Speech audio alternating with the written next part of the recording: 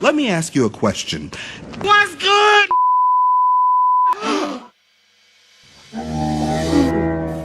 Hi, my name is Frank Abongo from WG Live, and I'm excited today to be in the company of two beautiful young women, Arja and Linda, who are putting up a hotel.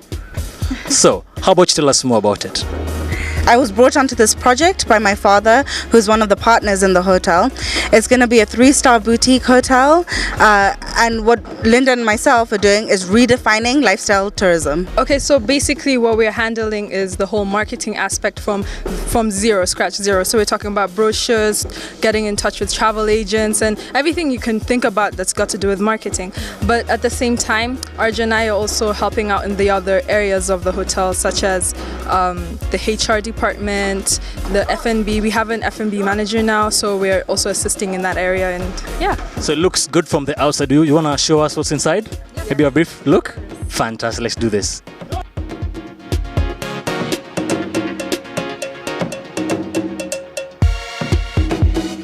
So what marketing challenges are you facing going forth with this huge, exciting project? Okay, well, the fact that we are coming back, we have experience outside. The marketing is from the Western side is very, very different from African and Kenyan specifically. So adjusting to that is a little bit difficult. On another aspect is that we've been working with 5-star hotels mainly. So we have to sort of bring up our standards to the 5-star hotel, but also remember this, what in terms of marketing, this is still 3-star. Another challenging area is the social media. As you guys know, like this is a major part right now in our generation that counts a lot for bringing people into the hotel and getting word of mouth out there. So the challenging part is to start creating the buzz for West End. Just look out for us, West End Hotel, on the social media groups, Facebook, Twitter, Google+, everywhere. We're going to be there. And remember, we are redefining lifestyle hospitality. Oh, sure, nice one. This is WG Live. See you next time.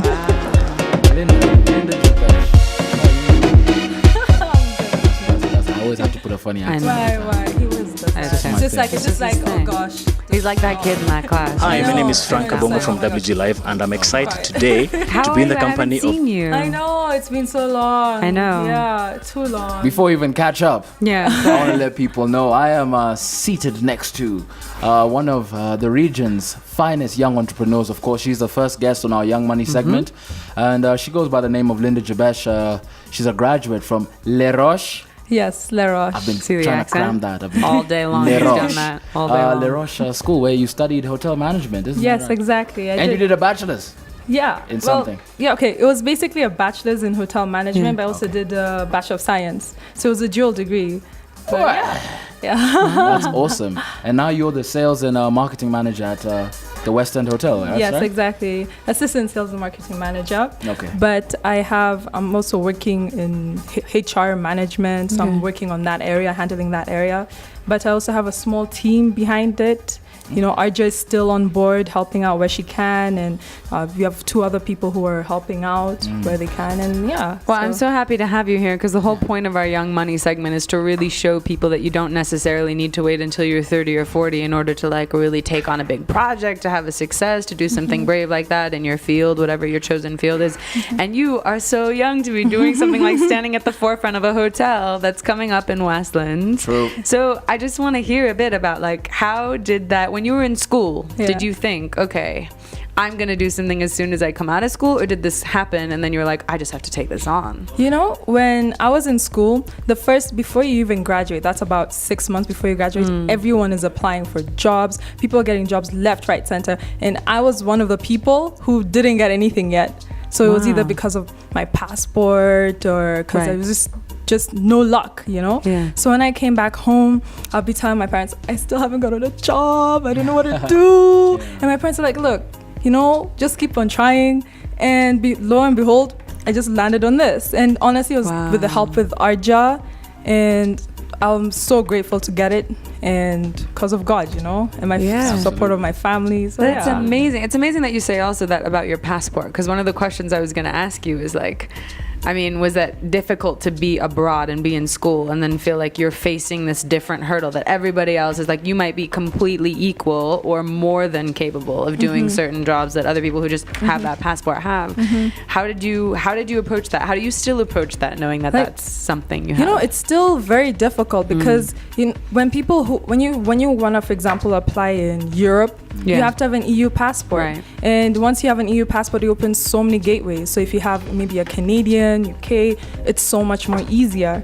But since I have a Kenyan passport, it makes that just a little bit harder to find a job, because what they look for in a company is not only your qualifications, is it easy for you to come and work here? Do we have to like struggle getting you a work permit? No matter how good you are, that's the main factor. Maybe it's only because until I reach a higher level, maybe managerial or higher, that's when they would really consider to sponsor me to work in that company. Do you think in a strange way that it was almost this interesting universal turn of events, though, because it actually ended up bringing you back to Kenya and doing something here that was like an amazing new career opportunity rather than being abroad? Yeah, like I'm so shocked like I even landed this job. Even till now, every single day I'm surprised by so many different things, and I'm so grateful because I'm learning so much more. I know. Than what I was going to say, tell us a bit about what you're What are learning. you learning? Because it's I a wanna huge know. feat. Yeah, what are you learning like on a daily way that you're like, wow? Because every day, you know, you've come to this from Rubble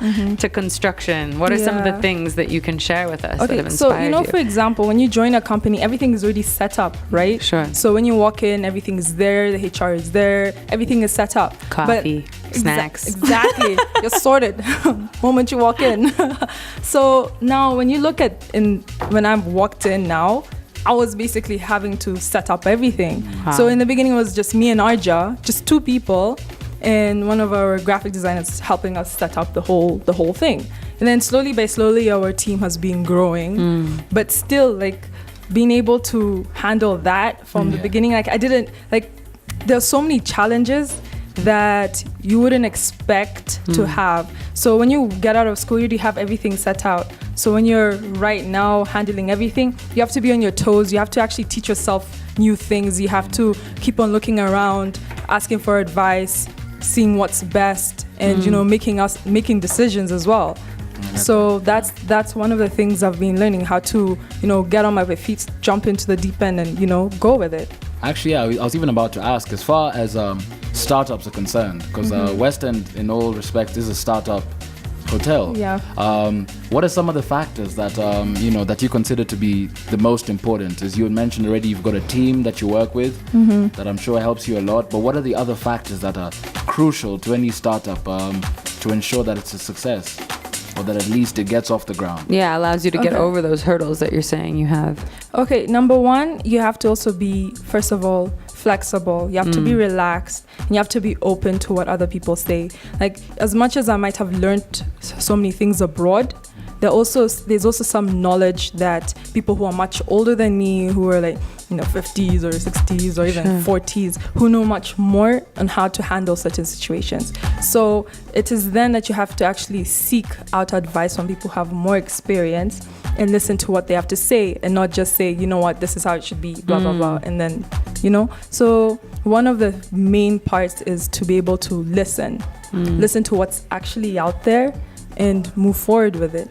So yeah. Did you have any mentors that guided you actually while you're on this journey? Was there anybody that you could always like go to for advice? Or Okay, for one and first and foremost, I could say God is my one and only like main mentor. Word up. But Always there. Word up. Always available. it's true. And the other thing is my family. Like going back to my family and asking them for some advice and so on. And there's also another colleague of mine I've been able to go to and talk to, and they've been able to advise me on so many different aspects. Even if he doesn't have complete hands-on experience in hospitality, he knows the ins and outs of business. So I also get advice from that, and I actually just stumbled upon it. So, Wow. Have you found there's a community of other young entrepreneurs like you that are out there taking on certain things, or have you felt a little bit more like you're one of the only? Because a lot of people that are your age are really just like they have jobs, but that aren't taking on a leading role. They're like partying, you know. That's like they're planning for later. Yeah. Have you found that there actually is a community of people like you? There is actually Really cool. actually one of my really good friends from back in school. She moved from one hotel company, one of the 4-star hotel companies, and now she's like the East African marketing manager. So I'm just like, Boss. what? Never too early, So people. I'm just like, come on, are you kidding me? I just come back and you already got that promotion. So that's one person I can say that has really moved on. And there are definitely a lot of other young entrepreneurs that I've met that are doing really well. So I just want to ask, actually, could you just quickly tell us a bit about West End? Because I'm pretty interested. I know we've visited it, but for anybody there who hasn't been to West End, tell us a bit about it. What makes it different to any other hotel, or what are you aiming for? okay, just a quick brief is West End is a business hotel. Okay. And it's a 3-star establishment. We have about 56 rooms, 14 2-bedroom apartments. So that in total actually makes 70 rooms. On the 7th floor, which actually makes it a little bit different for West End, is everything. So you have your reception there, your restaurant, your spa, your gym, and all of which A in your beautiful conference view. center. Yeah, beautiful view Beautiful of, view. of West End. You guys saw that? We saw a little it. sneak Oh, wow. We came, wow. we saw. Yeah. Wow. Yep. Wow. You guys, everyone out there, you have to go check it out. Oh, yeah. When Agreed. when it opens. And so tell us, when can we expect to see this? When are you planning your opening Let's say sometime early this year. We'll definitely be doing a soft opening. And you'll definitely hear about it. for? Yeah, how will we hear about it? Where can online? Will it be through social Yeah, media? of course. So Okay. first of all, I already have your contacts. Yeah. We already have your contacts. Yeah, please. So we'll Brilliant. definitely give you a shout We'll out. be promoting and also social media. When the Cool. page, that, when the you'll page let us opens know. up, yeah? Yeah, website. Fantastic. So then people everything. should stay tuned to what'sgoodlive.tv, and we will make sure that as soon as this is a place that you can go and plant yourself, you'll know about it from us. I think when you guys open up, you should get Jack Rooster to spin there a little bit. I'm just saying, I would though. just say, yeah. Little product placement, homie, you know what I'm saying? No, he has to do a trial run. You know, let's see how he auditions. You know, How you doing? spin it a little We bit. trust in you, Jack. But Linda, I want to say a big thank you. I know we asked you to come through today. I know you've got an early morning tomorrow as usual. So to all the young entrepreneurs out there that have been waiting to see people who are young, Living proof. getting it, and seriously living their dreams. Linda's a perfect example, a living example. So you guys step out, get away from Facebook and your PlayStations and all that. I was guilty too, but here I am. So Working hard. there we go. So to Linda and to her family, of course, at West End, and to her family here supporting as well. You guys, these are young Kenyans making things happen. So True. thank you so much for Thank you, coming. Linda. Yeah. Thank you for having me here. It was great Absolutely. having a quick chat. And Yeah. And we'll see you Asante at sana. the West End soon. Dinner today and then shopping tomorrow, and we